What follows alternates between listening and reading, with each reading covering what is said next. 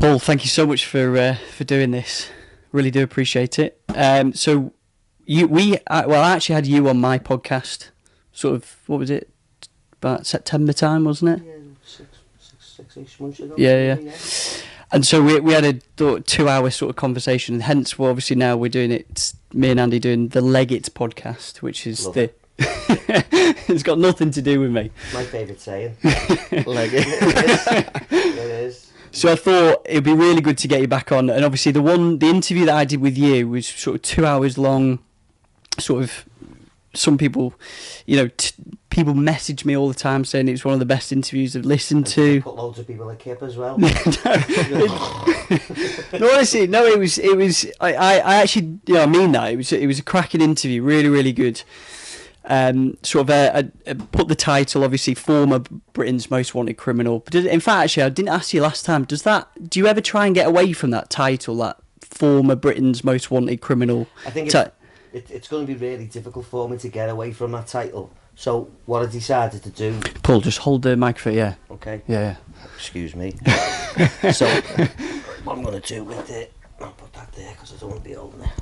Is that better? Yeah, much better. Okay, so what I decided to do, and I did make a conscious decision to make that work for me. Do you know? Yeah, I can see that, yeah.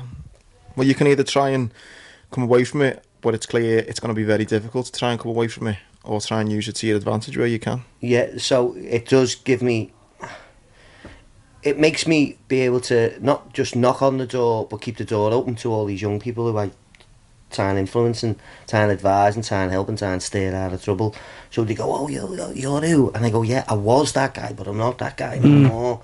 And I can tell you some sort of stories around that. And you know what, I'd like to say this, because only the other day I was trying to give advice to a young kid, a 12-year-old, who just wouldn't listen. I said, I went to a footy match in 1989, and we went to walk past an entrance, and I went to walk down this tunnel, and my brother and his mate said to me, Paul, don't go down there, because last year there's loads of people nearly got crushed in there, let's go in the next one.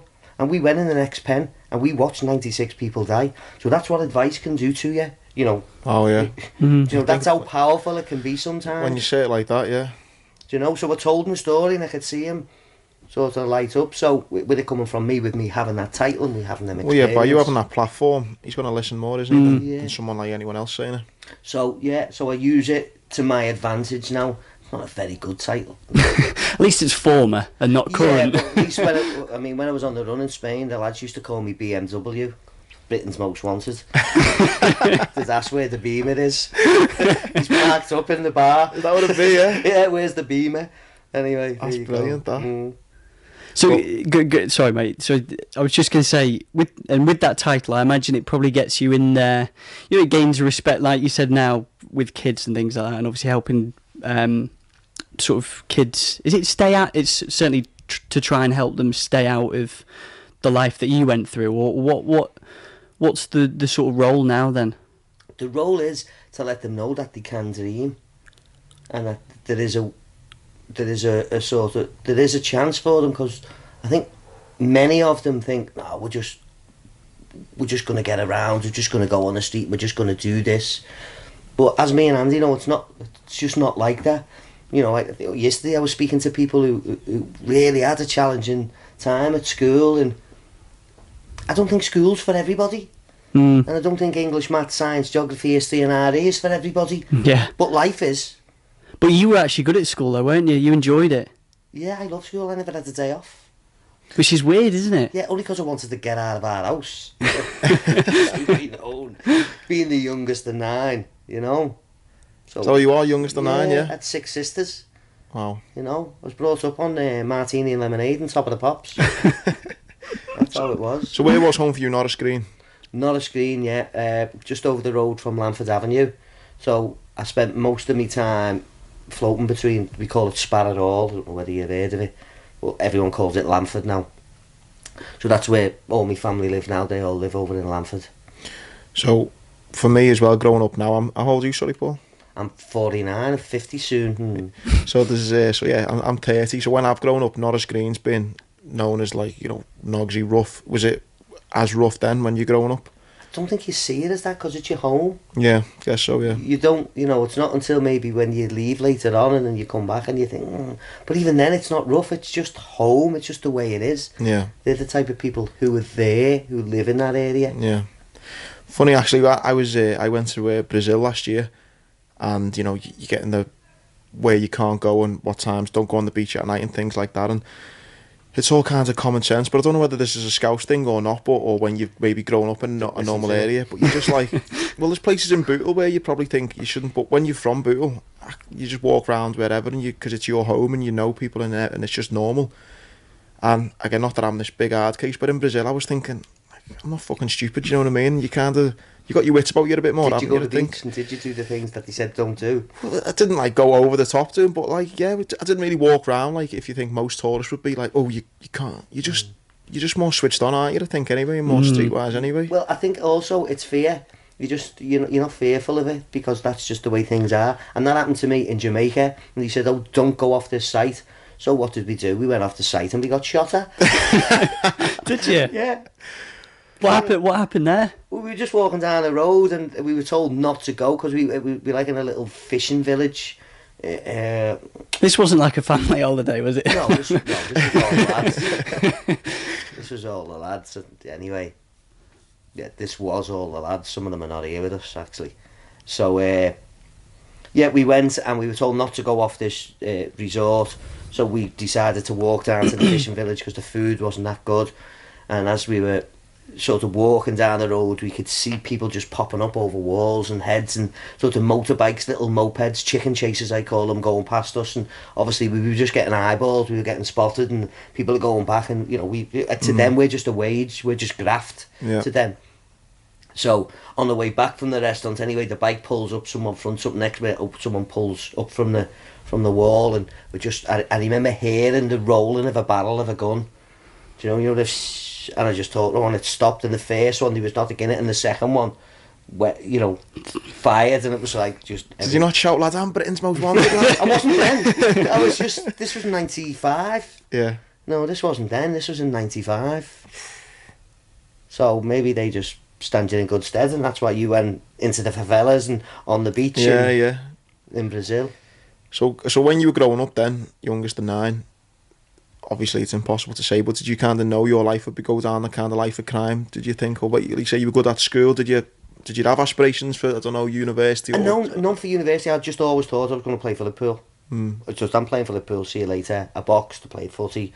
Everyone thought that's the way I was going to go. Loads said to me, you're going to be an academic, and I didn't know what university was.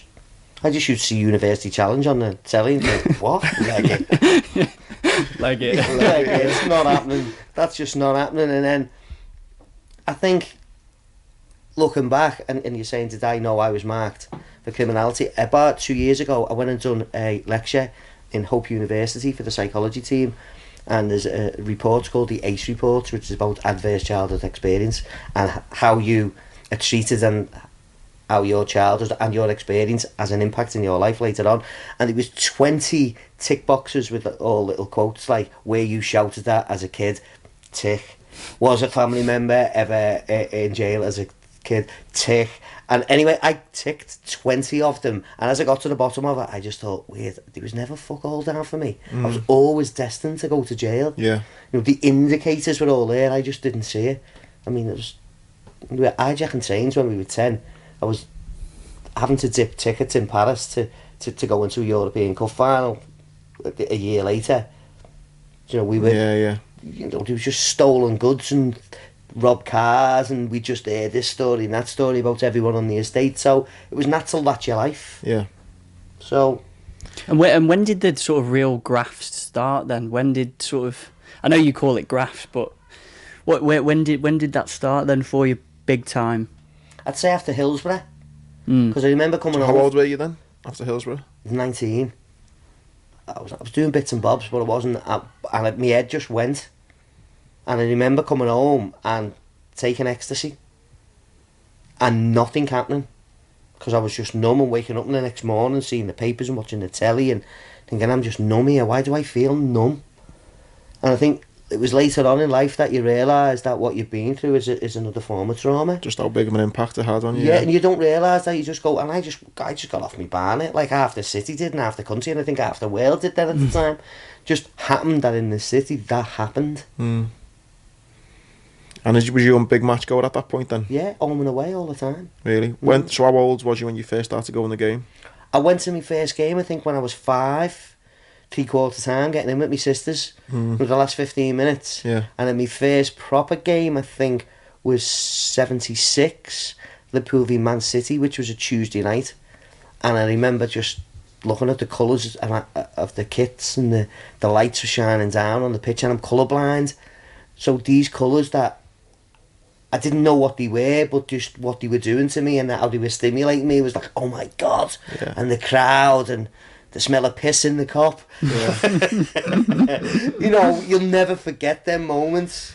But they're the stories I grew up like, you know, my dad going the game and telling the stories of the boys pen and people pissing on your bloody leg and all that kind of stuff. They're the stories when I grew up and started going the game. You kind of, I think in Liverpool, with how great the team was doing then, you just brought up on that, aren't you, going the game? And already just listening to you now, speaking 5 minutes, there's so many comparisons. And when I was growing up, and you think like already I'm seeing how easy it would have been to kind of go down that path. Because when you're going and that's just where you live and you're growing up and things, it's Did that never come into your life as sort of... Well, again, yeah, just listening to Paul now, I'm thinking, you know, I went my first away game when I was 12. I told my dad I was going paintballing for the day. And me and two of the lads, we all got tickets to go and to watch Liverpool against Birmingham away. Jumped on a coach at the Merton pub in Bootle, and got you know our 6 cans and At 12? Yeah. Thinking ale at 12? Yeah. Went down the. You were worse than me. Do you know what I mean? Went down to Birmingham. Told my dad I was going paintballing, and got away with it. And we managed to got back late at night. And 12 years old. What's that, like year 7 or something like that? Yeah. Mm-hmm. Just after primary school. It was. Was that? But that's like growing up. That's the adult thing to do. So you're just mimicking what other you are, aren't you? Go and get me flat cap and me coat. We're going to match. Get some cans. You're making me doubt now whether I was. It was 12. It was early. Yeah. It was young. Yeah. Well, it was young enough. The fact that I knew I wouldn't have been allowed to go. And imagine seeing that with a child ticket on the train. Yeah, just got the coach down and then. But again, I you know, a young teen, that kind of age, you're then around a lot of older fellas and you're seeing different things going on. And already you're from, if you like, a rough area, if you want to call it, and you're seeing things going on, and it's that kind of jump, I guess, where you're doing things which aren't legal in a sense. But when I say, yeah, so for example, stupid examples, I remember I used to in the 6 weeks holidays we'd get a zone pass, we'd call it a zoney. A zone ticket. A zone ticket. You could go all over the city, so you just go on bus rides and train rides all over the city. 30 pence. I can remember when I was a kid. Well, yeah, so they were about £3 when I was bloody doing it. But obviously £3 was a lot to ask from me, our fella, every day. £3, can I want to go on it? So in the end, what we done is we used to buy 2 zone tickets. So you pay £6 on the start on whatever day it was. You'd scratch every one of them off.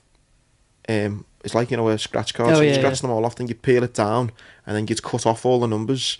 And then on the other one, you'd just scratch the month. So it'd be the summer holidays, so you'd just scratch July off, and then every day you'd get a little bit of blue tack and put a different number on. So then you'd have the zone pass that should only last you a day, is now lasting you a month. So, you know, already... So you were a fraudster at the age of... Exactly, yeah, 12, 13. So I'm not nowhere near Britain's most wanted, but already, though, you can see where just those little things, and you know, you're doing little bits here and there, you can see how it can escalate when being in those circles. Yeah, but I've had loads of conversation with so many different people, and I mean, who are at the top of the game. I think everyone goes, not everyone anyway, but the majority of people. I don't know. I think we should turn this over to Tom and see if Tom done any thieving at school, or did he go into Woolworths and rob the pick and mix? Did he do anything? Come on, now's the time to bare your soul. Up, Tom. Yeah, I mean, I'm just trying to think. The few bits and pieces. I actually talk about that train card thing. I actually printed out a season pass thing because I was quite good on the computer. Hence why he's got me involved in all fucking this tech stuff. Yeah, nothing crazy actually. No, nothing mental. He's not old enough to it, is he? Yeah, no, yeah. Yeah, Just the scallywags then. You can see though how, and I especially think as well, I mean, I loved it again. I think that's what else we've got in common, that like the love of Liverpool, the first time you go to the game and just being immersed by all that. And like I said, I was going to the away games then, and it is just a different buzz, isn't it, as well? And like we said just before we started the podcast, Liverpool is just a big village. It's so small, isn't it? And you get to know people and you feel part of that family. And again, it's just what I'm trying to say is you can see how it's easy to get mixed up in potentially the wrong crowd and end up doing the wrong things that could maybe get you in trouble. If there's connections to everything, and the sort of the smaller the city is, but yet the more vibrant it is as well, the more chance you've got of connecting maybe to a little bit of a wrong or a bad element, or an element that's going to be a little bit suspect. And I suppose when you're asking me early on, this is why I do what I do, maybe I'm getting to, you know, I'm no spring chicken anymore. I'm nearly 50, and I think I've seen and done most things that you could do in life as well, good and bad. And just being able to let these young people know that, no, hang on, there is hope after that. There's loads of people who are in high places who are speaking to them and they've said, oh no, I used to rob my school uniform when I was a kid. What? Yeah. You know, when you just think, no. Oh yeah, well I used to do that. Yeah, I used to bunk on the train and do this, and I never went to school. I sagged school for a full year. And now these are all top motivational speakers who've all achieved. Yeah. And so, you know, just letting these young people know that, oh yeah, you know, now mightn't be your time. You might feel a bit down now, but later on in life, it won't be that way. But I always think it comes back to the money element and things like that, especially when you've just talked about sort of Bootle and the area at Norris Green and sort of the deprived areas and bits and pieces and wanting to try and escape it. I mean, it's the same everywhere. Do you know what I mean? It's the same when you just talk about Brazil, it's the same in Brazil. You know, that I think it just sort of... And then we talked about Kensington in London. Like, there's different elements that I think sort of want you to get away. You just need that money, and then I think that then also brings like, how do I get money quick? Yeah, money's the driver. Yeah, money's the driver when you make the choice to go into that life. Yeah, you know, you're not doing it for it. Yeah, no, you're doing it for reward, but you're also doing it for significance as well, because you want to fit in, you want to be part of something, because maybe you're in a family that you don't think you belong in. But loads of young people who are like that, when I go into their houses and their properties, and I speak to them, I'm thinking, no wonder they do what they do. Because if I lived here, I'd want to get out of here as well. I wouldn't want to be here, you know. So, and that was the driver for you, yeah. There's a few things for me. You know, it was fitting in. It was doing something a little bit subversive, being secretive and being good at it. You know, Andy will know loads about that, being, you know, a Marine and having to do things subversive. Sneaky beaky things, yeah. Yeah, and it's cool. The buzz you get off that is unreal. You know, because this is just you. I used to call it the single cell mentality. Being able to just go and do something and not tell anyone and come back and then go to your superiors, and mine was the older lads, and go, yeah, that's boxed off that. And I'd be like, yeah, it's and you just go away and crack home with your money, and I'd go and earn me money and go, yeah, that's gusty. And everyone would be going, or thinking, what does he do? And I'm in my head and I'm thinking, I'm not telling you nothing. And you were good at hiding it, yeah? I don't know, I mean, good at not saying nothing about it. Yeah. That always seems to be the big thing, doesn't it? And especially even when you look at the movies and stuff, and, you know, people may know people, but it's always the people who are too loud-mouthed saying, you know, gloating what they done. I'm guessing, obviously, to do as well as you did, it was very much that mentality where you just, boom, keep storming. But we were taught that from an early age, from the older lads. That single cell mentality. They used to advise us what books to read. Really? Really? Like mafia handbooks. Yeah, well, yeah, and you know, even likes of like IRA stuff and paramilitary groups and other sort of top secret things as well. Sort of how to be a little bit subversive, and you know, how to be unusually cute. Do you know? But also, I think what's difficult, what's strange as well, what's a weird sort of like caveat to that is, because obviously you're doing it for the money, but then you've got to be quiet. But then, you know, to try and hide that, because you don't want to then drive around in a brand new car and showing off and you can't show out. And show out. That's the right word. word. Show out. But then it's difficult, because then what's the point in doing Do you see what I'm trying to get at? What if you're trying to do it for money, but you don't want to show out? Then... Okay, so if you're playing a short game or a long game, yeah. If you're playing a long game and you're running a marathon, then the long game is to do it for as long as you can, get your family secure to a point where maybe you can then pull away from it and do it, And are you looking at it like that? I mean, I know some clever kids who are grafting and in that game. I mean, could run multi-million or billion-pound companies without a shadow of a doubt, but they just choose to do that because that's all. And they're in it for the long game. That they're so yeah. And they're amazing at what they do. Yeah. Amazing. Yeah, because it is an organisation, isn't it? Yeah, and that's the way they are. So they. It's like them dedicating their life to that. Once you dedicate your life to something, dedicate your time. The only thing we've got really is time. Yeah, how you use it. Yeah. So what was you short term or long term when you started? Term. Yeah. Always long term, but I think the problem I had, I was a spender. Yeah. I used to like the finer things in life. No, not really. I was very generous. Yeah. Well, just always treating friends and family and stuff. Yeah. Yeah. It's not a bad thing to be. No. I remember my nephew, who's now a nuclear scientist. Really? Yeah, would you believe? And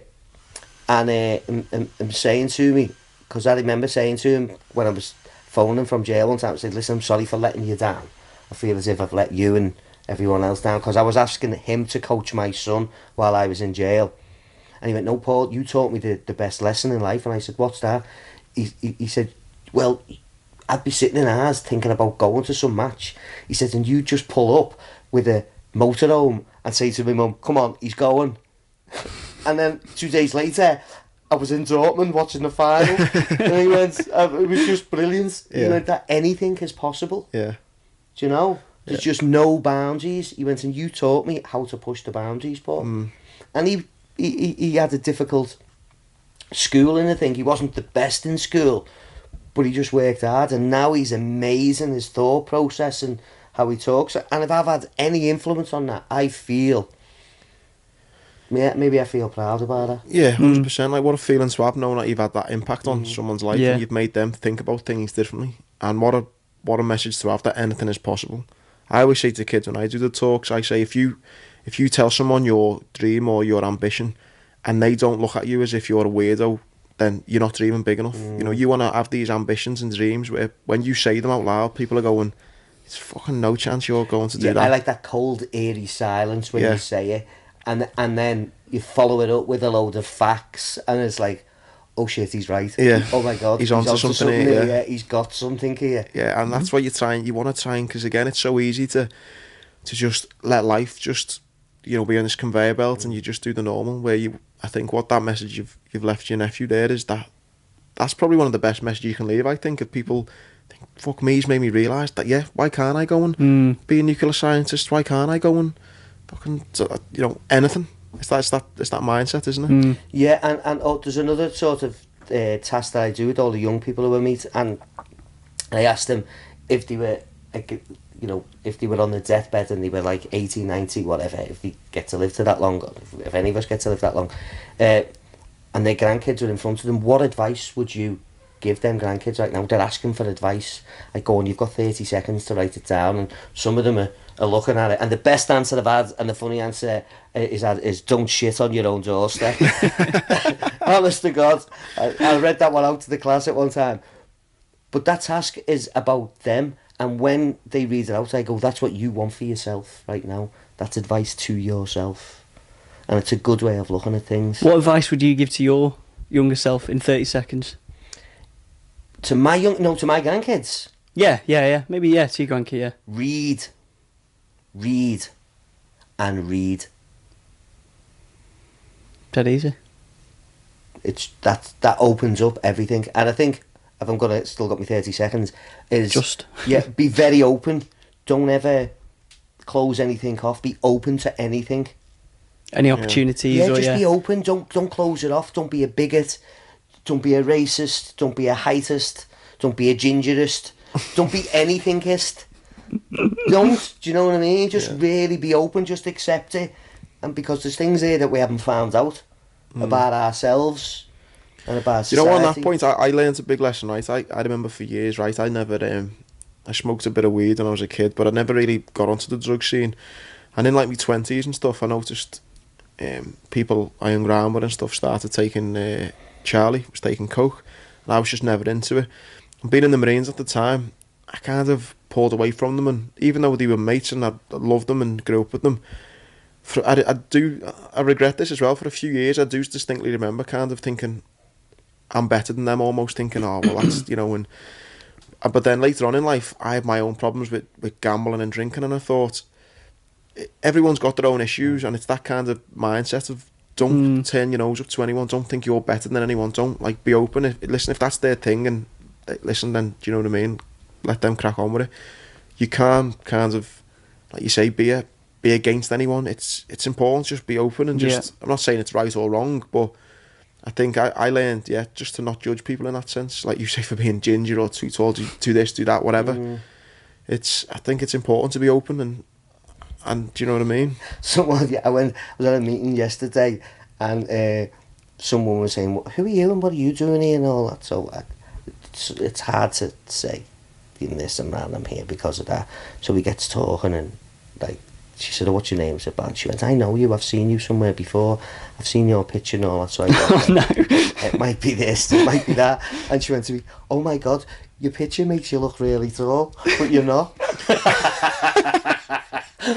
All the things you thought she was going to say. I know, but she was really dead funny. Yeah. I'm going to keep in touch with her, do you know what I mean? But I like that. And humour's massive as well. Yeah. Humour, we have to be able to laugh at people and laugh at ourselves and laugh at things that maybe shouldn't be laughed at sometimes. Yeah. I think a laugh is a laugh. Yeah. And sometimes people laugh because they're nervous, then it's cool. But if something's funny, it's funny. It'll be funny to you at that time because that's where you are. Yeah. And I think, especially around loads of these young people now I work with, there's too much safeguarding. Do you know, they're not allowed to be them, and I'm meeting. I know I'm sort of quantum leaping into these young people, but they seem to have a lack of resilience at an early age. So we're meeting loads of 11 and 12-year-olds who have like a needy nature, and I think this is because of all the safeguarding. Is that like kids are getting last place medals and that sort of thing? And no, I think it's just down to lack of education from parents, lack of parenting, lack of facilities for them to go to learn these skills. So I think basically what I'm saying, if I'm going to have a little political rant, and here we go, is austerity has bitten poverty more than it's bitten people with wealth, and the bite mark has got septic, if I'm going to use an analogy to. And it's not good, do you know? It's just going bad and bad, and we need to fight back. We need to start putting things in the likes of Bootle, in the likes of Norris Green, in the likes of Kirby, and all the other, in the likes of Kensington. The city centre is thriving here. You go into Liverpool and it's booming. Yeah, mate, it's so funny you say that. I was just last week, the last 2 weeks, I've spoken 4 schools, and each teacher who's got me in my school next week, you don't know it yet, but that's the deal. Sorry. But mate, each school have said resilience. That's the main thing they all say. They say the kids now, they're just got none. They lack it, and they lack this motivation and desire. And this is what I want. This is why the likes of you, and I met someone yesterday, and I met another guy in the morning, and I'm thinking, no, we need to get real people to talk to them, and maybe we need to, because I know Ofsted have changed it around the curriculum and around attendance and around behaviour.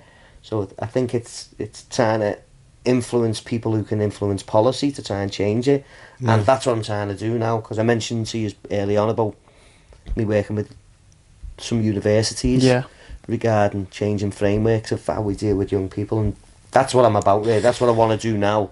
Yeah, it's amazing when you said before as well, when you asked Paul, does it bother him that the tag of former Britain's Most Wanted? I think already just how passionately you speak about what you're doing now, it's clear, isn't it, that it's, well, in my opinion, it's worked out well, because I don't think you'd have maybe this passion and this drive that you've got to affect the lives of so many young people. If maybe you hadn't, you know what's happened to you's happened. Yeah, I sometimes look at it, maybe, was that meant to happen to me? Was that my life path? Who knows?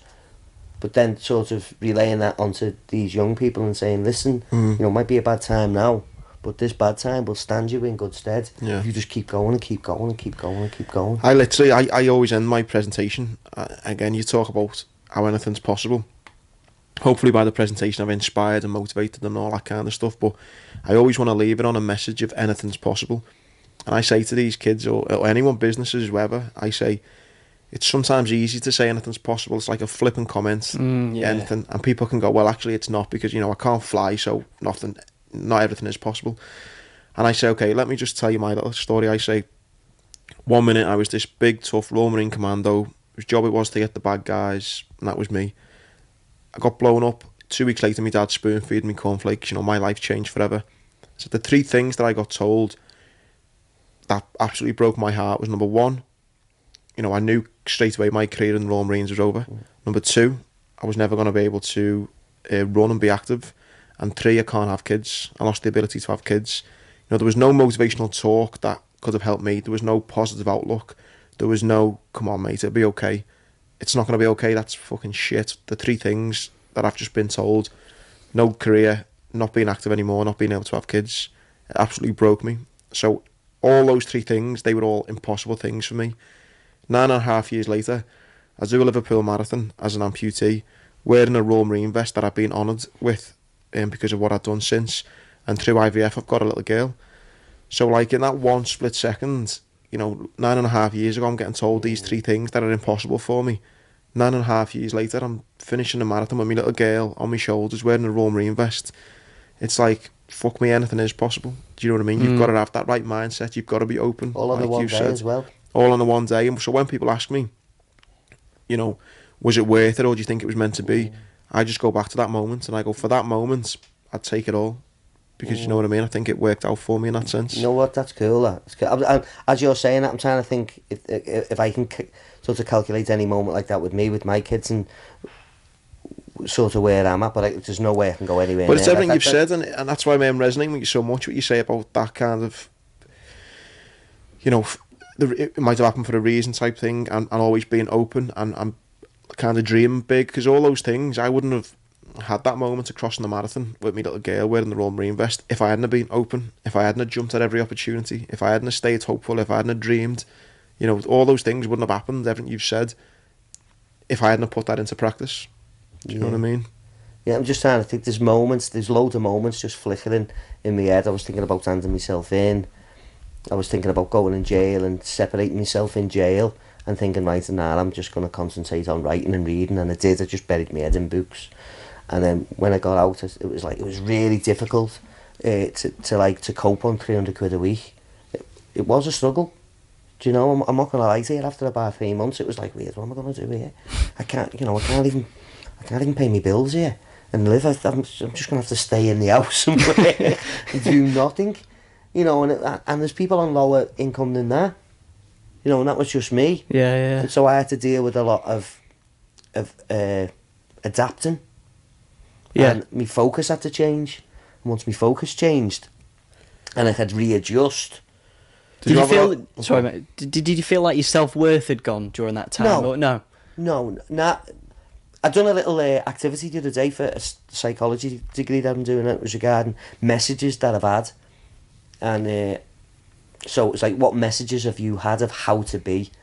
So I, you know, like an example, oh, you behave, you know, you're lazy, you know, get out of bed. And so there is some positive ones, and I remember when I got out of jail and I started doing the talks, I started teaching all the young people and started doing all the work that I'm doing out in the communities, and then working in the people referral units, the alternative provision, with all the kids who've been kicked out. I mean, I was in a class the other day with 6 kids, and between them, they've been kicked out of, I think it was 50 schools. Jesus. Do you know? And so working with all of them and being able to sort of influence all that, and then sort of looking at what I've done in terms of getting out of jail and get myself a job, get myself back on track, to last week being invited into Liverpool University to be an honorary fellow was like, hang on, this is cool. And everyone says to me, you must feel proud. And I say to them, I don't. I've done nothing yet. But why do you feel you've done nothing? I'll get to that in a minute. So it wasn't until I'd done this test when he said write the messages down, and what it was is I always wanted acceptance from my dad, but because my dad died early I never got that, so I've always been striving for that, and because he's not here, that's what I strive for. So there's never going to be an end goal. Yeah, there's never a finish line. Yeah. No, do you know what I mean? Yeah, so I'll yeah. never feel proud, and that's what drives me on. It's a good and a bad thing. Yeah, I I was think. just about to say that, because when does it end? You know. Well, it ends when it ends. Yeah. It ends when I change policy. It ends when maybe I'm sitting on a beach, or maybe it ends with my last breath. But I'm not going to give up until then. Do you know? Yeah. You know, when you say there you were on your £300 a week, did you ever feel resentment? Because I mean, we've come on to a little bit of kind of what you were doing, but surely in the heyday you were making a lot of money. When you had to come clean and you were living on £300 a week, was there resentment of thinking, fuck me, I could go back to doing this and I could be earning a couple of quid more? No, it was always, this is mine. This is what it is. This is what it's led to. With having nothing, no house, no clothes, nothing. I got out of jail with £145, and then they give you a £45 allowance.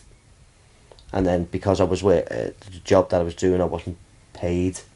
I wasn't even on £300 a week, to be fair. What is that like going from having... Well, we'll come back to it, but I mean, I'm guessing you had whatever you wanted financially. Yeah, at certain times I didn't as well, you know what I mean? One minute you'd go to bed a millionaire, and then you'd wake up in the morning and you'd be a pauper. Really? Yeah, several occasions. So if we can jump back to that then, so when it got kind of, you mentioned after Hills, but that was a tough time, was that then the kind of...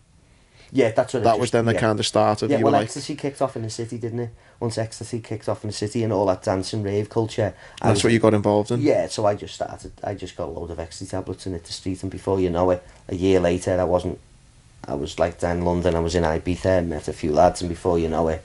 And was it literally just, I want to go and buy a few, sell them and see what happens? Yeah, well, I always say that your biggest quality is always your biggest weakness. My biggest quality is networking. So I'd network myself into like a bit of a mob, and then a bit of another... Just connect people up and stuff? Connected people up, and they had that, we had money, they had drugs. I can sort this, well, but you go, I'll go. And it's that like having no fear, which you said, you go on the beach and I'll walk down the street in Jamaica, so someone gives you the bag of dough, yeah, I'll sort that. No, and that's the way it is. I'll go and do this and I'll bring it back, get on the phone 2 days later, I've sold them. And was the plan then, when the kind of money started coming in, was it this, right, we're just going to stick to Liverpool, keep it custody, yeah, or was it we're going to go big time? No, there's no plan like that. It just naturally goes that way, you know. There's no... You don't sit down and plan that. You just plan your next move. And your next move is always trying to be a little bit bigger than your last move. I don't know, is that just me or is that everybody? Yeah, no. Yeah. Do you know? 100%, yeah. So you just plan your next move. And it's no different to any other business with forecasts and projections and planning things out, you know, round a table with 12 directors. But maybe there was just 4 of us. Just saying, right, we're going to do this and we're going to do that, and how do we make this happen? And was there a point in it at that before it got really, really big? Was there a point where you were thinking, we fucking smashed this now? Or was it always, nah, come on, we can take this abroad, we can go here, we can go there? No, because we were already abroad. There was times when I, you know, you really earn a load of dough, and you can just walk into, especially you could then walk into like lawyers and solicitors and just give them $100,000 over the table and saying, I'm buying that house. And the next day the house is yours. You were doing that? It has happened, yeah. It did happen, yeah. Maybe over 20 years ago, like, but yeah, it did happen. You can't do that now. No. So what money in the height? What do you reckon you were worth back? Oh, I don't. It was never like that. Because there was certain times where, on paper, and I reckon there's loads of lads out there now who've got these big lists of paper with lads who owe the money on, and they think they're going to get that money. You never get it. Is that what it was like? You had almost a debt of, right? Yeah, you had a debt, and people are in debt because what happens, the nature of the business is people are going to You get it unstrap and you get it back and all that. It's just it's that how it is. So then you've got to sort of compensate for that and try and offset it somehow. And some things you've got to let people know, some things you haven't got to let people know. And the people who you're working with, some people can be sneaky, some people can be sort of cultivating in a different sort of way. Some people can be understanding and go, right, here's what we'll do. And some people are just not understanding. And so then you have to manage all that situation. Because you're saying about it being like a business and stuff, what were you like then? Obviously you've done well in making things bigger and better, but what were you like then dealing with people? Because obviously I'm guessing you're dealing with some right characters, some hotheads, some, you know, sneaky bastards, some this. You know, what were you like managing people? You said you were a good networker. What was it like? Man, I think I was okay. Well, maybe I was good at it. You know, but there's certain situations that you have to manage when you'll know. You must have had loads of experiences where you've seen your life flash by, and that slow motion. I don't know what happens to the body, but that slow motion where it's like everything slows down, and it's like, how is that happening? I can see things more clearly, but I know I'm in the shit. And when you have their moments, and it's how you react, and it's the fear moment, and I know now it's your autonomous system within the nerves, and it bypasses. There's a sensation in your body that gets bypassed from your nervous system, and it just goes right to your FFF mode, and you just deal with it. It's how you deal with that, and that's instinct, and that's primeval in us. You know what I mean? It goes back millions of years. So it's how we learn to cope with that. And we were talking earlier on when we first met, and you just mentioned before that you were smoking weed for a bit. Well, I smoked weed right the way through when I was grafting, and skunk and heavy. I don't know whether you know that there was a time when I really went bad on it, and I kept on passing out till they took me to hospital, and I was getting wheeled into the cardiothoracic surgery, and they said they were going to fit me with a pacemaker at 35, and I'm going, nah, this ain't happening. So anyway, they put me on drugs for 18 months, these metapropol, and I've done some research on metapropol, or some call them. I might have pronounced it out there for all those who are doctors, and just I call it metapropol. Metapropol. So, and I read an article in a science magazine about it's like a wonder drug for getting rid of bad memories. So I'm thinking maybe because of my reaction time, the way I thought, the way I accessed my bad thoughts, and the things that keep you awake at night. Yeah. Do you know what you think? Oh shit. Where I had maybe the skills internally to deal with that, and so it didn't get to that point where you catastrophize over it, you know. And I don't know whether them drugs had an impact on the way I am now. So were you smoking weed to kind of escape all the anxieties and all the pressures, I guess? Yeah, the stress. Yeah, but it was just making it worse. Was it? Yeah. It was just making it worse. So I haven't, do you know what I mean, since then.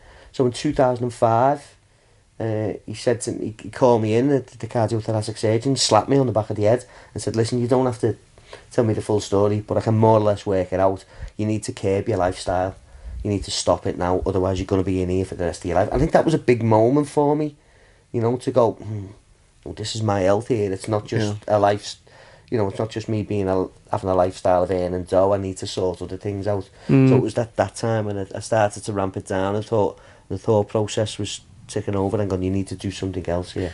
You just reminded me about a time that you mentioned in the book, and we talked about it on the last podcast, of when, and obviously you can tell the story much better than I ever will, but there was a time in a barn, wasn't there, when it all went Pete Tong. I think Andy might enjoy that story. Not Andy might, but I mightn't. It was just... Anyway, I was led to a barn. We were going to look at something in a barn that we might have been doing in a barn. Yeah. Very vague. And anyway, the doors opened and I was just beaten to a pulp, petrol over me and pistol whipped, and, you know, the routine, gagged, bound, and I just thought, yeah, it's over. This is over. And it was one of them moments where it slows down. I just remember my family going. I just thought, wow, what's this all about? And that was the time when you thought, I want to get out of this. It was afterwards when I thought, How did you get out of that though? That situation? It just worked itself out, did it? Yeah. So, obviously that was one of the darker moments. was there moments though where you kind of did feel this is great? You know, you're partying, you're going here, going there, and you're thinking this is going to last forever? Yeah. Do you think it's going to last forever? No, you just enjoy that moment. You have to live for the now. You know, it's like, now, this is cool, I love this. That, you know, what I'm doing now is amazing. What I've done in the past, certain times, some of it was amazing, some of it weren't. But when you're in at that, like, oh my God, this is amazing. You can do anything you want, go anywhere you want. You've got respect of people. Yeah. It's cool. And that time going on the run then, so when did that start for you? Because you were on the run for like 6 years, weren't you? Well, yeah, not quite 6, 5, but there you go, I was going to argue over that. I'm good at hide and seek though. Good at hide and seek. Yeah, because when did it get to a point, because again we spoke to friends that we both know, mutual friends and stuff, and they say stories about, you know, do you have your face was popping up everywhere? Like, when did that start happening? When? That started, well, I remember the first time it happened because I was in Amsterdam, I was living in a flat and I never come out the flat. I was in the top floor of the flat, the lads were feeding me food through the letterbox, I wouldn't come out. And it's like Anne Frank. I was like Anne Frank, that was the story. So I remember just having to stretch my legs and I'd go to an internet cafe to just have a little look online, you know, and I remember just putting my name in a search engine and thinking, oh, for fuck's sake. But what made you go to Amsterdam in the first place? I was already there. I went to watch Liverpool play PSV Eindhoven in the Champions League qualifier, the early group stages. I think it was September the 10th they were playing.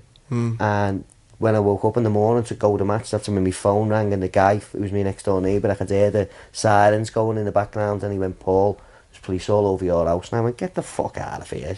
And he went, Paul, there is. I went, how do you know? He said, because your front door's 14 foot from where it should be. So I just put my phone on the floor and stamped all over it. And it was at that Did you not know it was coming? Could you feel that maybe? Yeah, there was a sense of it coming. We'd heard things and we'd seen things, and we'd had conversations amongst ourselves. You know, there was a load of us getting investigated by the tax.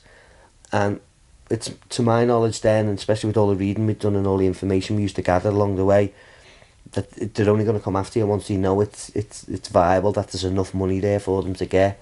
It's all about the money, like it is for us. It's all about the money. You know, they want to get us off the streets and protect the public. Yeah, I know that, but how they get you is about the money. They just look, hang on, he's got a £500,000 house on the beach. He hasn't paid that much fucking taxes. He goes on this holiday. We've got this intelligence on him, and we have for years.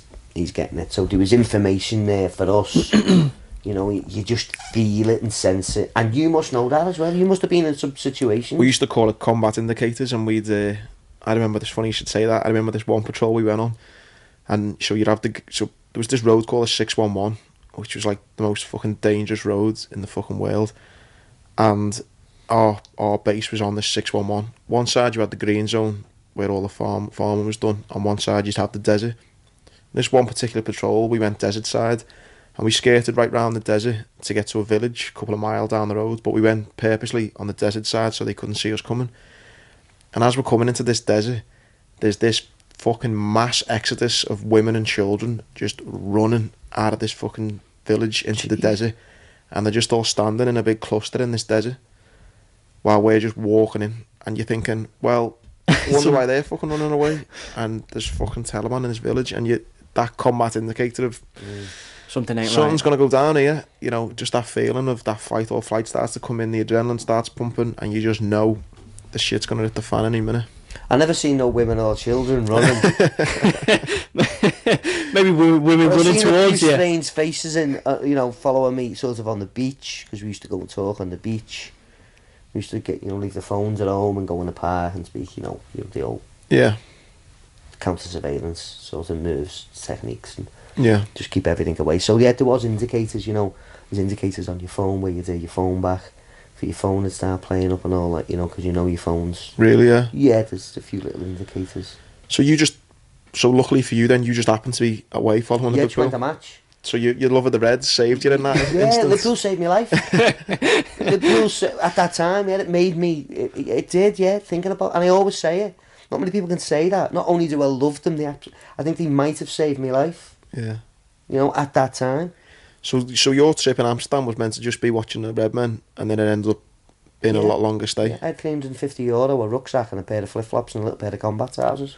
But they were gonna do you at the Liverpool airport though, weren't they? Yeah, apparently, because my mate who went with me come back and they got him. Where is he? I don't know. Went missing. People go missing in Amsterdam. So yeah, but that wasn't a good couple of days. That was a bad couple of days. Fucking tell me about it. Go and watch the Redmen and then come and then thinking I can't go home. Fuck me. And I remember ringing my brother in Australia and getting a little bit like, ooh.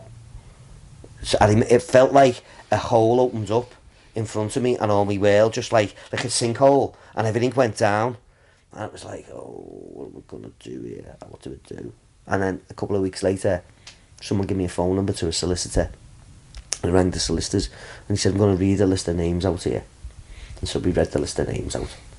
I was second on the list, as he named them. He said, if you're anywhere in the top 5, I'd advise you not to come home. Fuck me. I went, why? He said, because you're looking at 16 plus. He said, but I'm going to also have to tell you, as a solicitor, you need to hand yourself in. You know, so it was like, oh, shit. And that thought of 16 years, you just thought, nah, not for me. Is anyone ready for 16 years right now? Do you know what I mean? I wouldn't be thinking about coming home anytime soon. Ask anyone, I don't think. But you know, I understand that, but now I also understand thinking I want it to be over. Do you know what I mean? I want to, and then because I hear a lot of people who go to prison, it's like a weight lifted off their shoulders. They've done it. It was when I went. It was when I went. But right then, I wasn't ready for that. I wanted to know what had gone on and why it had gone on, and let's see what's going to go on with the rest of them. You know, I wanted to sit back, and I had that privilege and that luck. Yeah, to not be in the shit right there. Yeah, and so why not be in that? Let it blow over. Well, yeah, I also listened to advice, and the best bit of advice was, right now the music's blaring, but it won't be blaring later on down the road, so let it die down. You know, because people talking about it, it can get a bit edgy, it can get a bit fragmented. Once it's fragmented, you know, things can hurt more, and I didn't want to do that, because really looking back on it, it was the right thing to do. Do you know? Don't get me wrong, some of the conversations I had to have, they weren't good conversations. Do you know? They just weren't. And, you know, let bygones be bygones. Let everyone live their life. And let everyone just move on. That's the way I look at it now. You know, we done what we done. So, yeah. We then served the penalty that we had to serve. Some of us are still serving penalties. Some of the others are as well. Do you know? Yeah. It doesn't end until it ends, and even then it doesn't end. Yeah. In terms of what hangs over you from the courts and from the police. So you have to make the best of that. So from Amsterdam, you then considered on the run? Yeah, it was a choice. Yeah. Yeah. And you stayed in Amsterdam, or did you move about? No, I moved about. I went all over the show. Poland. And how are you getting money for this then? I had to get busy. You get money sent over or something, are you? Or, yeah, people were looking after me. Yeah. That must be a good feeling in the sense of knowing that you're respected, in the sense that people are gonna, like you say, pass some food through your door. At first, and lads look after you, yeah. But then it's like, then comes the time when they won't pay him back for that. Yeah. In different ways. Yeah, no such thing as a free lunch, yeah. That murky world then, yeah. Yeah. We'll just leave that conversation there. Yeah. You know what it reminds me though, like it's such a thing of like American Gangster, Denzel Washington and stuff. That's what it reminds me of listening to your story. It's just how it can go up, and it's like wow, and then all of a sudden you're like you say, you described as that hole, and your world just falls into it. I think my stomach's even thinking now of that feeling, you know, when you feel like you've lost everything, and it's like, that must have been hard to take mentally. Yeah, and you're in a country you don't really, it's not your own country, and then, yeah. Yeah, it was. I mean, luckily enough, I had my guitar with me. Yeah. And got my guitar somehow brought over. And that was a story. You're not going to know that one. Oh, no. So that was good. I started diving into the music, started writing songs. Had you always wrote, had you all? Yeah, beforehand. I was in a band beforehand, yeah, done it. Yeah. Went on tour with the Coddle and the Zootons and bands like that, yeah. Wow. I don't know what I liked out of it. I always shit, like. Yeah, But yeah. I just had desire and will, and I got a good set of lads around us. We were Yeah. cool. We were cool at the time. It's just the way you just brushed over that. I know, yeah. Yeah, the Zootons, cool. So, yeah, they had me guitar. I mean, I wrote a couple of songs, and in one of the songs, and one of the one of the lines in the songs, it's like when you suffer sudden death, when someone dies around you, and you know that feeling of impending doom, and you've just described it in your stomach. That's what it was. Or if you've ever been in love with someone and you can't get it, and then first few days of that in your stomach, and as you go to sleep, it's on your mind. When you wake up, I mean, it's basically you've got a seconds before it hits you. Yeah. Yeah, you suddenly wake up and then bang, Yeah, it's you there. wake up yeah. and you go, oh, weird, I'm awake, and then boom, and you go, oh. It's horrible feeling, it's horrible. Yeah, so it was that for months. And it was the serious was it soccer that were on your back throughout Europe? Was it soccer that were on your back throughout Europe? Soccer in England, and then they put it over to Europol, don't they? Oh, yeah, because I had a European arrest warrant. So a European arrest warrant is basically once they arrest you, you're home and you're sent to jail immediately. Right. They've got enough evidence. Even to this day, I haven't been spoken to by the police. They only asked me my name on as the desk sergeant, my name, my address, and my date of birth, and that's it.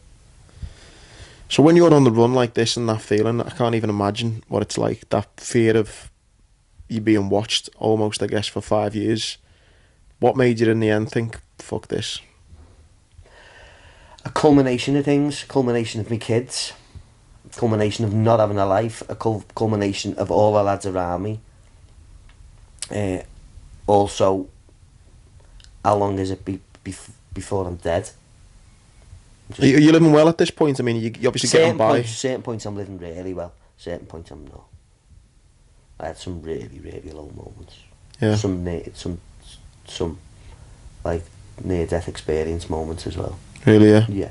And some close calls with the authority. I remember one With the story. police, yeah, I got pulled over by the police with a load of money stashed in the car, and I had my guitar in the back, and yeah, pulled me over. And he just asked me what it was in the back. I said, it's a guitar. Obviously, I asked him. I just said, habla inglés.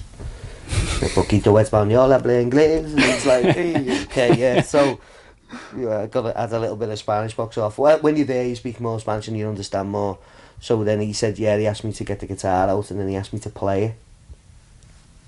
You had to play a song for the busy? He just said, play it, you know what I mean? I'm not one for shying, am I? Shying away from a few words, or... So I started singing Stuck in the Middle with You. I don't know why I came here tonight. He was half having it, you know what I mean? Like, my ass was going, I was thinking, these are going to nick me here. Anyway, guitar back in the case, and boom, and off down the road. I remember driving through, they had like a chicane of, you know, the metal, I don't know what they're called. The like roadblock type roadblock, things? Yeah. metal thing with balls on, spikes on one. They had a chicane where you drive down. I remember driving out of that, and I don't know whether you've ever suffered this or you've ever suffered this. And as I drove down the road and I looked back in the mirror, I could see the blue flashing lights, and then the adrenaline stops. And your nerves go, and I wobbly clutch, I call it. Yeah, Your foot's on the pedal and it's shaking a little bit. You know, I don't know whether you've ever had it. Or you have. And I thought, for fuck's sake, how the fuck did I just get out of that? So there's loads of close little calls, you know. And not only that, I think I come to a place in my mind, and it was like, it just felt like the end of the road. And I'd met loads of good lads along the way, really loads of good lads. And when you meet them, everything's brilliant. And you'll never meet better lads when you meet them and you're doing what you're doing. And it's like that in business now. When you meet good people in business now, especially the things that I'm doing, Yeah. you go, oh my God. I think those moments when you, I don't know, you need people and you want that. Like in the Marines, I've got that relationship with lads, you know, when the shit's hit the fan and you need, and that, like those bonds that you make in certain times of your life, they're just unbreakable, aren't they? Well, yeah, but then what happens, because you're in that drug game and it's all about money and it's all about profit, and obviously it's always going to go tits up because the subversive nature of it, and it's illegal, and the police are involved in the courts, and families' lives are going to get ruined, and people's opinions and different perspectives are always going to be miles off sometimes. You know, there'll be his story, there'll be your story, and me sitting in the fucking middle maybe telling the truth. You know, who knows what's real and what's not real. And what I'd realised is that I'd lost loads of good lads along the way. I don't mean some of them are not here with us, but some of them just do arguments and stupid petty things and opinions, and they think something's gone on, and it's not really like that. Because until you sit down and you explain, and sometimes you can't explain properly because you're going to put someone else in the shit. So sometimes you have to wear things. And I thought, I'd rather have these lads as my mates and not dive in deeper with them and have the fallouts. Yeah. And that's what I say now. If I bump into the lads and all the lads are going, oh, well, you do this and do that. I go, no. Just no. If I see you sound, we're mates. Yeah. Just leave it at that. I do love that saying. It's something like there's three truths, I think, isn't there? There's your story, there's his story, and there's the truth. The truth somewhere in the middle. Yeah. It's somewhere in the middle. three sides to every story. Yeah, totally believe that. Like, yeah. And so it was that sort of thing that led me to go, look, I can't be arsed with that. There was another major thing which I don't really want to talk about, but yeah, loads of different factors. So that phone call. Go ahead, sorry. No. I was just going to say. So when you decided, right, enough's enough. Did you go, right, I'm going to catch a flight back to the UK? Did you drive back? Did you think that... Are you busy? No. Are you a police officer? Excuse me, Officer Dibble. Officer Wixton. No, did you... Because how were you thinking of then getting back into the country? Because surely your mindset was then, before I get nicked, I want to go and see, like, my family. Okay, can I just stop you there? Okay, I'll just stop you there. So, for 25 years, I've smuggled or helped to smuggle drugs in and out of countries. And if I can't get myself home, I'm no good at my fucking job, am I? It's a great way to look at it, yeah. Do you know? Think about it. Fair enough, yeah. Apologies on this stupid question. It's okay. It wasn't a stupid answer, though, I hope. No. So, see my point, though? Yeah, I can, yeah. But when that phone call comes then, see, like, I'm guessing... You're thinking, right, I need to have myself in. What's it like when you have to make that phone call? It was weird because I went to my solicitors, and my solicitor was just brilliant. It was just absolutely dead funny, and then he turned from being dead funny to dead serious and said, "Listen, once I pick up this phone, we're not mates no more. I'm your brief, and you could be looking at double figures here." He said, "This is double digits." He said, "If you go not guilty, this is 24 years. There's 2 counts of conspiracy here, each having a 12-year sentence to them." He went, "Are you prepared for this?" I went, "Just get on the phone." So when he phoned them and all that, he just said, "Nah, he's not wanted." And put the phone down and all that. I said, "What have he just said?" He said, "They're not wanted." I said, "I'm leaving this office now. They'll be here in 2 minutes." I said, "I'm going." I said, "Ring me." And he went, anyway, the phone rang back and it was them. And he went, "Are you sure it's him?" And he went, "Yeah." And he went, "And he wants to surrender. Are you serious?" He said, "Look, yeah, he's been in, he's contacted me. Obviously he's not going to say I'm there." And he said, "Well, what day does he want to come on? Does he want to come on the Monday, the Tuesday, or the Wednesday?" He said, "Well, obviously the Wednesday." This is the police. You're saying I want to give myself in, and they're saying, "What day do you want to come in?" I had to make an appointment. Fuck off! I Surely had not. to make an appointment to hand myself in. Yeah. So obviously I give myself to the Wednesday. Give yourself a couple of days off. You know what I mean? Honestly, and then it was like I had my last supper of a month. Well, it wasn't a supper, last breakfast even. So I went to McDonald's on Aintree on the Switch Island one. Yeah. And sat there. My mate who brought me, and my solicitor had a breakfast and got myself ready, and I think went there. So it must have been 11 o'clock. I said I'd have myself in. That's a reasonable time. 11 o'clock. Have breakfast, coffee, sit and have half an hour's talk. You know what? Who knows what's going to go on? I'm going in, and this is just unbelievable. And I remember saying to him, "Shall I take some clothes? Shall I take some money?" He said, "No, don't." He said, "Go in as if like you're going to be coming out." And I went, "You messing?" He went, "No." I went, "Listen, well." Anyway, that was a bad move. That was a bad move, not taking hardly no money and no clothes with me. So then when I got there, the 2 officers come out to the door and they were just like, "Oh my God, we just thought you were having a giggle, you weren't going to turn up." I just never said no to them, just let them take me in and put me in the holding cells, What was the story then that we said just before we started? When you'd come in, you went into one and they said you'd have to come back in 2 weeks. Well... originally when we went to hand ourselves in and all that, and they went, "Oh, it was just the solicitor went in to find out." And he's gone in the police station. He said, listen, he said, Mr. Walmsley's here and he wants to hand himself in. I was ready to do it there and then. And he went, right, we're just going to see who's dealing with the case. And he followed up and he said, no, they're not in, they're on holiday for 2 weeks. They'll come back. Oh my God. That couple of hours in Mackey's, I mean, it's literally, I mean, I've bloody eaten there a million times. What are you thinking before you go in? I used to get dropped, when we used to go to the away games, used to get dropped off. The coach would drop us off there on Copy Lane Police Station. I'd get out there and what? Well, that's where I went, Copy Lane Police Station. It was a custody suite there. That's what I mean. And the Mackey's is obviously just 2 minutes away. What are you thinking before? What's going on in your mind to think, I'm about to let myself in and this is potentially me for 25 years, potentially? A little bit anxious. Also a little bit excited to get it done with. You know, you said before about I was made up. It was like a relief. It was like a relief because I felt like I was a burden to people and I was putting other people at risk. My family members, the people who I loved, people who tried to help me out. And I thought, I don't want to be a risk to anyone. If I can't look after myself now, then I'm fucked. You know what? Hearing you say that, you're making a decision you don't really want to have to make. It reminds me a little bit of when I had my leg amputated. You know, I never had to have my leg amputated. I chose to have it done. And the 6 months leading up to it, it was such a burden. It was should I, shouldn't I? You know, it was a bit like you. Should I give myself in, should I not? But once I had the leg done and it was amputated and I woke up from the operation, I just felt like the weight of the world had been lifted from my shoulders. You know, that anxiousness of, am I doing the right thing? And, should I do this? Once I had it done, I was like, it's done now. I can fucking get on with my life. So I can relate that to when I actually got sentenced. And then they shipped me to Armley in Leeds, which was 6 months after they had myself in, so I'm only remembered for 6 months, reading 22,000 pages of depths of all phone conversations, and I've never read anything so intently in all my life. You know, there's reading and there's reading and there's reading, and I read. You know, it was like, whoa, every word was absorbed, and every word, I've got a bit of a photographic memory, and it was just, wow, I'm on this. So it was like I was fighting for my life.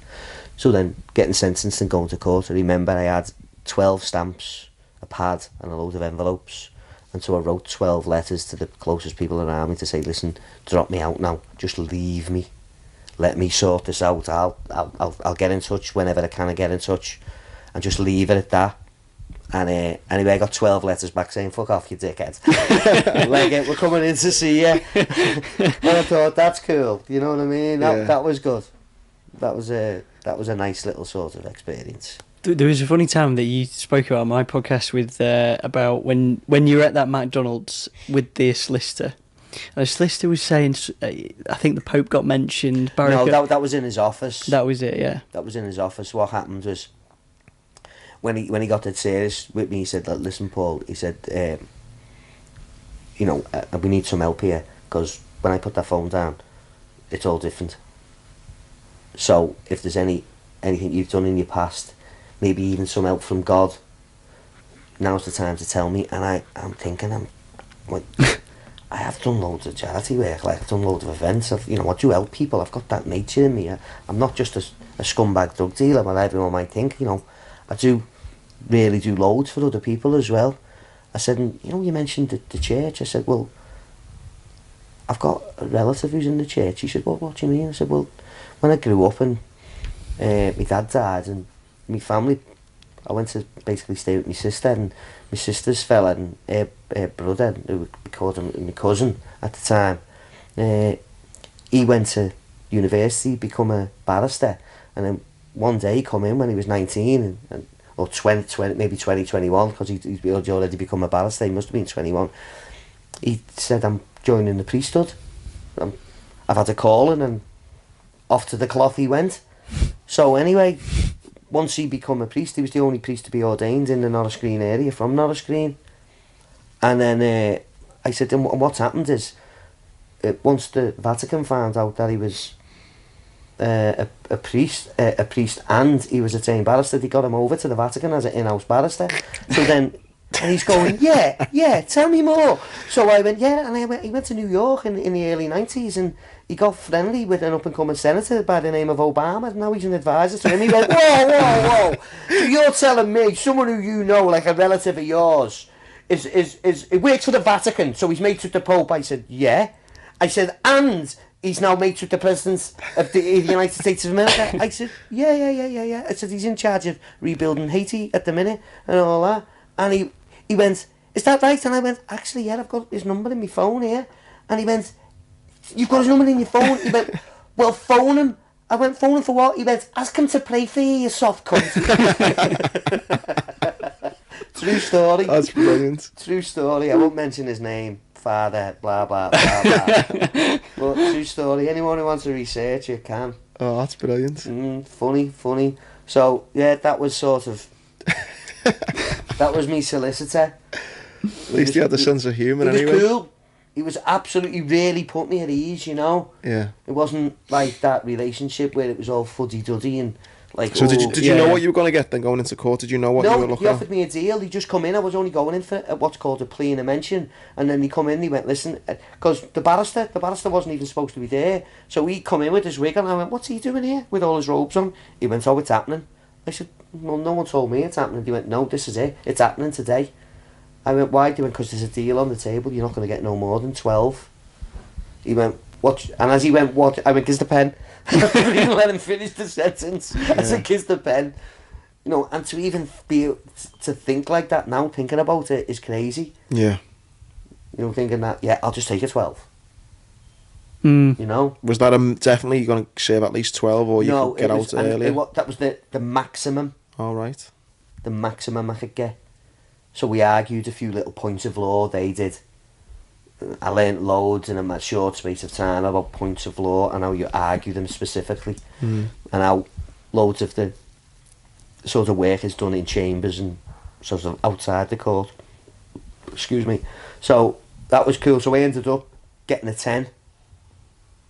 And then as I'm going down, the two sort of prison guards were saying, wow, you've done well there, haven't you? Really, yeah? And I'm going, I have, haven't I? Thinking, wow, this is all right, this, isn't it? And I'm thinking, wow. And I'm thinking, okay, this isn't too bad.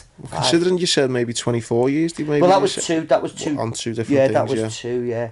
When loads of the lads who were nicked before, and don't forget I was last on the list, so they just wanted to wipe the case clean. Yeah. And have it done and throw it away. So, the sentence was heavy just for one charge, really. Yeah. But in the grand scheme of things, you were happy-ish with it? Yeah, I was happy with it. And I think the courts were happy with it, but I don't think the police were happy with it. No. No, the police weren't happy when I was looking at them. Yeah. And you were shipped straight to Leeds then? Yeah. Yeah. And what's that like? Because, you know, you see in movies when... I always think of the Shawshank Redemption and the first night he does in prison. You seen that? Well, to be fair, it was absolutely howling down with dead heavy rain and Armley Jail is on the top of a hill. Yeah, I know it well, yeah. And I was looking at it and it just looked not as well as you know it. I was just looking at it and it was just like this really old haunted building and it was 10:30 at night by the time I got there. And it was crazy. It was just, okay, get in here. And I remember because I'd saved loads of food and they let me have the food in the cell. Me and the lad who'd both been sentenced that night, I'd give him half of me food. So we sat and had a pot noodle and a toffee crisp. Is that the guy who was crying? I saw you could hear crying. No, that was in Walton on the first night in Walton when I went and he was crying in the next cell. And so I could hear him when I was on the toilet through the pipes, so I knocked on the pipes and I tried to calm him down and he was just spluttering away. I said, what's up? He said, oh, it's the first time I've been to jail. I said, don't worry, when I get up in the morning I'll come in, I'll make sure you're alright. I know loads of lads on the wing, you'll be okay. And he went, oh, I don't know what to do and all that. And I went, weird, how long are you in for, mate? And it's 28. And I'm thinking, fucking hell, 28. I don't know, wonder you're crying. I went, 28, yeah, he went, 28 days. I said, fuck off, you. He'll be out in 2 weeks. I know, yeah.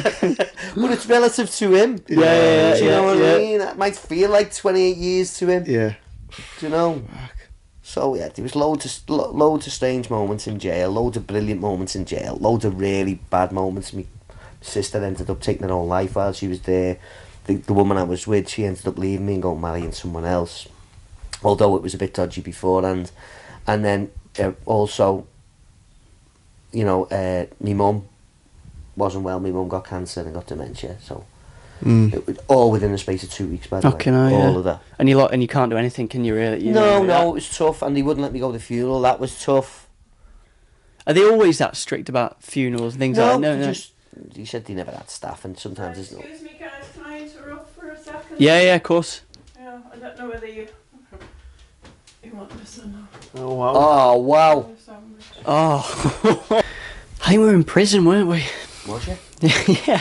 You definitely was not in prison, Tom. Where were we? It was just fascinating about that, obviously. So how long did you do in the end? I ended up doing 5 years. 5 years. 5 years in prison, yeah. In 6 different jails. So I was in Liverpool, which is Walton. I was in Old Course, which is over in Verzachley, which is built on where I used to run grounds as a kid. It's right by the hospital, isn't it? Yeah, it's right next to it, but that's where I ran grounds as a kid. In fact, I ran away on that field when I was 12 years of age. Yeah. And camped out for 2 days with my mate, come back home, and the first thing my mum said to me when I'd gone missing and ran away for 2 days was, "What do you want for tea?" She didn't even know I'd gone missing. You'd expect this, where have you been? And no, just what do you want for tea? Nothing. Do you know what I mean? It was just, anyway. So, that was mad, the sort of being able to look out the prison and see the roof of my mum's house. And then went to Walmsley in Leeds. Then I went to Lindholme in Doncaster. Then went to Kennet next to Ashworth and McGull. Then that got closed down and I was shipped off to Kirkham in Blackpool. So then that's when I used to come to Bootle every day. I got a job in the Brunswick Youth and Community Centre. Yeah. And that's when the Jamie Carragher Sport and Learn Academy had just started in there. And they sort of took a shine to me and said, "Look, do you want to come in and get involved with these?" And so I ended up sort of passing all the safeguarding and the DBS checks while I was in custody, and ended up becoming a tutor. And the kids didn't know. It was amazing. I really loved it. Really loved having an impact on... And that's when it all started. You know, things were just clicking into place for me. I thought, wow, I love this. Yeah. I'm making an impact. They're actually listening to what I've got to say. It actually makes sense. Did you find that you had to give your past, did you have to kind of say that for them to listen in, or were they already kind of No, they didn't know. They didn't know anything? For a year. And what happened, one of the mums come in, and I knew one of the mums, and she went to me, "You're not the Paul my son's been going on about for the last 18 Oh, really? And I went, "Yeah." She went, "I thought you were in jail." I went, "Don't say no." So obviously she sold him right away when he got home. And then we found they'd made a wanted poster and like shoved it under the desk, crumpled it up, they wouldn't show it me. So we used to have these monthly reviews with them as students, and so every one of them come in and we'd sit down. There'd be 3 of us interviewing about where they were going, what the work was like, and so I'd flatten it out, unscrumple the paper and put it on the set. I go, "What do you think about that?" They go, "It wasn't me." I said, "I never asked you. Was it you?" I said, "What do you think about that?" And they're going, "It's just a blag, it's a blag, isn't it? It's a bit just, you've all just put all that stuff on the internet yourself, haven't you?" And I went, "No, it's true." To go, "Nah." I went, They didn't believe you, no? No, they didn't believe me. I went, "No, it is. Listen, it's true." And then one lad come in, and I went, "What do you think about it?" And he said the same. And I said, "Listen, it's true." And he went, "Wow, Paul, he meant to get it now." I went, "What do you get?" He went, "Now I know why you want what's best for us." And I thought, job done. Job done. Yeah. Do you know? That's it. If no one ever says anything to me again, that's job done in my eyes. Yeah. Do you know? And so at that moment I thought, yeah, I need to keep helping them. And then I started sort of looking at the person as a whole. I was doing loads of therapeutic courses. I got into NLP. Don't know Yeah. I'm a practitioner in it, yeah. Same here. We practiced great, yeah. licence and got into therapy, become a therapist, a counsellor, and loads of other qualifications. Now you're doing a degree as well? I'm doing a degree in psychology, yeah, with counselling as well, to tie that in as well. I've done loads of other courses, so many to mention. Qualified tutor, qualified life coach. So putting it all together, it's basically I teach life. And that's what I say to the young people now. They all ask me, well, especially when I'm walking around the schools and the buildings that I work in, "What do you do?" And I went, "I listen to what you don't say." And I can see them all, like the cognitive little things going on in them. I think, you can't listen to what people don't say. You'd be surprised.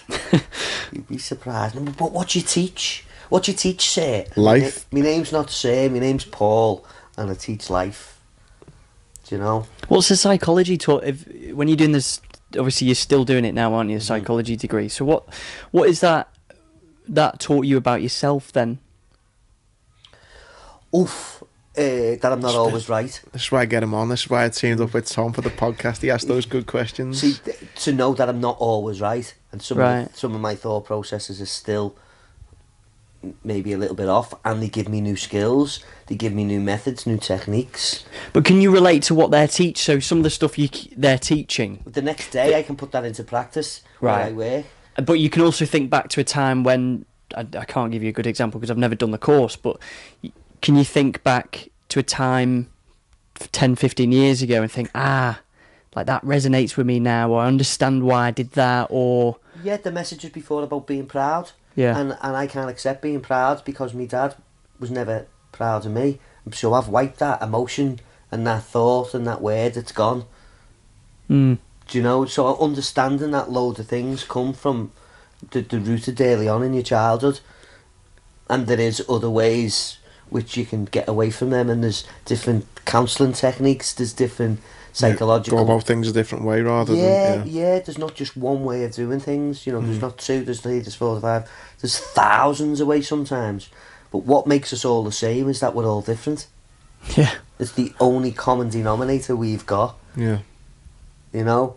We might look the same, but... Do you believe then that someone who's had an extreme life, like say you or me, or not to pick on you, Tom, but for example, say Tom, who maybe hasn't gone through that, do you look at it as a benefit now that you've kind of had this crazy life that you can now give back through life experience? Are you kind of almost like grateful of it? I don't know whether I'm grateful of it. Because I haven't got, under this cap there's not much air, you know. I only ask that because I think now it's coming up to my, you know, people will hopefully be listening to this on my 10-year anniversary. You know, when someone's sitting there in the car driving to work, or, you know, chilling out in the house. So what day did that happen to you? The 3rd of February. What year? 2009. Okay. So this is going to be released So the 3rd of February 2019. Okay, so I'm on my toes then. I'm living in Spain. I'm just taking me back to them. Where would have I been in February? I could have been in February. I probably would have been in a little place, a little village just on the outside of Barcelona, living up a mountain. That's crazy, that, isn't it? You're in Afghan. I'm lying in a ditch in Afghanistan bleeding to death. You're on a run in Spain, and yeah, here we are 10 years later talking about our lives. Yeah, it's just bananas. Two lads who've probably grown up 2 or 3 miles apart, if that. And now we're here. And it's strange how things come together, and how there's loads of similarities about your life and my life. Yeah. Even though there's a 19-year gap. Yeah, no, it's crazy. Even when we first started talking before we started recording, I thought there's so many comparisons with things we've been through and things that hopefully we work together now in the future and stuff. It's amazing to know how, and that's why I asked the question about being grateful, because I know our stories are so different, but in a way now I kind of look back and think I'm grateful for what's happened to me. I mean, I don't wish that I'd got blown up, because I've seen the impact it had on my family, and it was nice to see my family go through that, but just for me personally, I'm always thinking, you know what, it's worked out all right in the end. Well, not to make fun of it, but it is funny. When we first met before, and you were talking about your blown up and my blown up. Your blown up is like you ending up with obviously losing your leg and the most traumatic part in your life, and my sort of blown up thing is if someone throws you in. Yeah, do you know what I mean? You up, It's weird the way they don't mean the same thing, but it's the same impact. Yeah. You That's know, it, life ending, life, it's all going to somewhere shit. along the line, it just changes. I was thinking as you were talking, I remember writing on my cell wall. I used to write all quotes on my cell wall. The screws used to be fuming with me because I was writing in permanent ink. And I one of the ones was, the person with the most changes of behaviour would be the person with the most influence at the end of the day. That's a cracker. And to put that into another term, I talk about language and being able to speak different languages but in the same language, i.e. boardroom talk, street talk, gutter talk, cafe talk, match talk, this type of talk. It's all different. It's how you relate to the people who are around you and how you adapt to that. So how you change that behaviour. 100%, yeah. So as you morph from person to person, we all do. And going back to the psychology, that's what I've learned. We're all different people for different people. Yeah, that's a good point. Yeah. We are actually, yeah. I never thought about it like that. And we all just like go around, and it's trying to keep that. And I know what it's like, because I always say I'm a part-time narcissist, I'm not a full-time narcissist. And people go, what? You've been saying that, that's mad. But it's, when you think about it, deep down, I had a sort of in a cluster group at the psychology team, I said it, and someone bit. Did they? Yeah.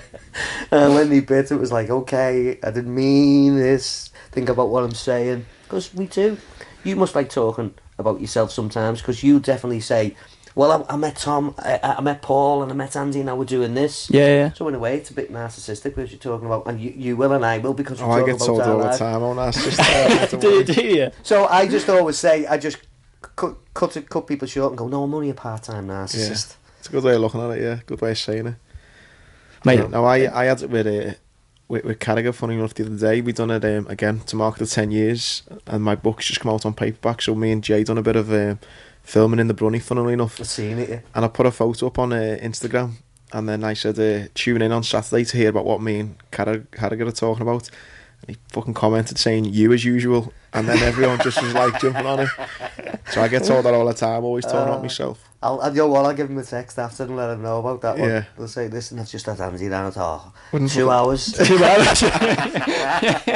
Yeah. It was meant to be an interview with you, but we couldn't. Sorry, Yeah. No. that's okay. Mate, is there anything else you want to cover, Tom? No, I just want to say thanks so much for doing this, mate. Honestly, really do appreciate it. And also, we haven't covered your book as well, which sort of all this an hour and a half, really. And I'm conscious of your time as well. So, where can people find the book, Just an Ordinary Decent Criminal, and any other bits and pieces you want to talk about? It's just throw it in a search engine. It's on Amazon and it's on eBay, and that's where it is. It's not in no bookshops. It was just self-published and it's out there. Hopefully, could be a Netflix series sooner than we think. Oh, you mentioned that last time. Are you allowed to talk about that or not? No. Well, we're just talking about it at the minute. You know, there's been a few companies, and I've been to London a few times, spoke to a few production companies, so we just leave it for them. Yeah. About your life? Yeah. Wow. So It's exciting. We leave it there. That'd be funny. That'd be, I'd feel proud then if my mum walks down the red carpet. that'd be That'd amazing. be cool. Yeah. That'd be cool. Yeah, we can put all the links, can't we? Yeah, to of all course, stuff, yeah. but, yeah, for me as well, mate, to see you know, as fellow scouser, mate, just what you're doing now is just unbelievable, mate, and it's so proud of me to see what you're doing and how you're impacting, especially on young people. It's amazing, and I hopefully look forward to working a lot more with you in the future. Well, that's definitely going to happen, and I think that, you know, the same goes from me to you. You know, and to Tom and others for putting us together. Yeah. Tom It's says alright. it's like it's not exciting. It is, you know. Got excited when I come into your life, Tom. Oh, fucking hell, I know, yeah. No, it's good. I love doing this. I love sitting down with people, finding, you know, all right, I don't have the crazy life you've had, all the crazy life you've had, but, you know, I think just sitting back and stepping back and listening, I think, how often do you get these sort of conversations where who've, you know, tragically been blown up in Afghan, and you, Paul, who's a part-time narcissist. Thank you. That's what I'm known as now. And I love the fact as well, when I'm normally, just because of what's happened, that sometimes I'm the one with the crazy story, but definitely, mate, you've definitely black-hatted me there with some of okay, what I'll you've have that. been I'll through. take that. So I'll tell you what I do want to do just before we go, and I thought about this yesterday. So if anyone watches this and they want to come and give me a hand to do it, I want to make a Monopoly game of not a screen and crocky, but in each corner it's got go to jail, so it's not just one go to jail. So one house is a week. No, seriously, I want to make it a serious game and see and what the jeopardy's like. So if there's anyone out there who wants to sit down and give me a hand and make that Monopoly game, whether we can do that, Mr. Monopoly. That's what I want to do, you know. And there's a chance card, the chance card is the school card and the education card, and the community chess card is who knows what's around the corner. brilliant. We'll get in touch. Sound, Mate, Thanks you're a very star. much, Thank you Paul. so Cheers. much, honestly, Thank you. mate. Thank you.